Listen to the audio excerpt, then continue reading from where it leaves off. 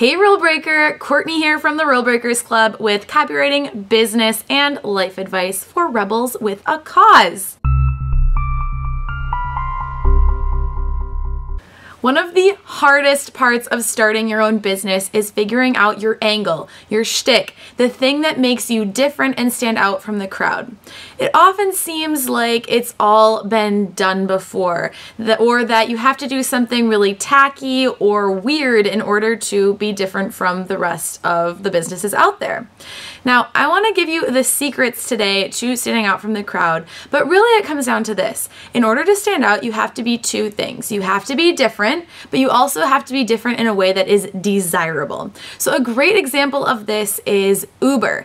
Uber is a company that has taken an industry, which is taxis, and has been different but also desirable. They're different in that you can now hail a cab with an app on your phone, but it's not something that's just different for the hell of it or the sake of it. It's also desirable. People want to be able to do that. It makes them save more time. It gives them more control over the entire cab experience.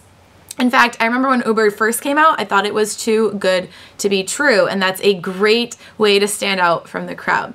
So I want to give you 6 ways, or the 6 secrets to standing out from the crowd, and these are things that you can do in your business to make sure that you do not have any competition and that you can change your industry. All right. So the first secret is to get known for just one thing. I see a lot of people who attempt to niche down into one field, and then they're extremely general with their business within that field. So they kind of become a jack of all trades or a Jane of all trades within that one field. So a good example of this is health coaches. If you're a health coach, that's still pretty general. There's a lot of health coaches out there, and what I want to know is what makes you different? What makes you stand out? How are you doing things differently? So try to get known for one specific thing in your industry. The second way that you can get known in your industry is to stop comparing your products and services and packages and offers to other people, your competitors, or other people in your industry. So when I started my copywriting services, I made the mistake of looking at all the other copywriters online and seeing how they were making their packages, and then my packages were basically just like the average of all of the packages that were already out there. Another example of this is photographers. One of my very first clients was a photographer, and when I did the copy on her Work With Me page, I told her that I really wanted her to put the prices of her packages on the page, and she told me, well, in the photography world, people don't do that. Photographers don't put the prices on their page. And I said, that's exactly why you're going to do it, because people want to know the prices and other photographers aren't doing it. That's a great way just off the bat to stand out from the crowd by being totally transparent about what your prices are. These days, I see a lot more photographers putting their prices on their pages. Okay, the next tip that I have for you is to think about what annoys people about the norms in your industry. So this is what Uber did. They realized that there was an annoying aspect of hailing a cab, which is that you had very little control over it, and also that in rural areas, there were no cabs. So they took that. People didn't realize it was a pain point because they were just so used to the status quo, but they recognized that and said, we bet that if we could make this more efficient, it would totally change this industry. And they were right. So think about the pain points in your industry. Another example is my service sales page CPR.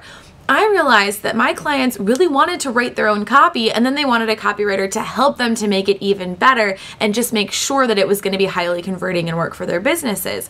Most copywriters were doing totally custom copy. So what I did is I created a service really specific that's different and desirable that would solve that problem and be different in the industry.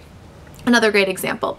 All right, the next tip is to have a unique delivery method. That means that maybe you deliver the same type of thing, but the way in which you deliver it is totally different. That's another way to stand out from the crowd.